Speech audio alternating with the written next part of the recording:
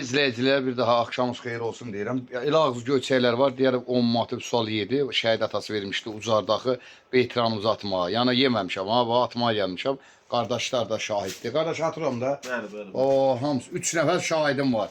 O ağzı göyçəklər. Ha qardaş nəsə deyirdin? İkimiz bölərik. Yox, deyirəm bəli. Ya ağzı göyçəklər bilsin də o mənim haqqımda.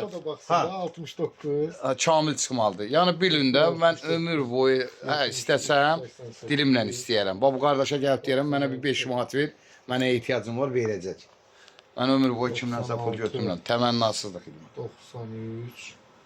Elədi 57 01 57 01. Ya Allah. O da Sıçızı oğlu. Ha bunu at da bir dənə zəhmət olmasa. Müqəddəs əllərindən sən at sərdə. O desinlər ikisi razılaşıb gedir.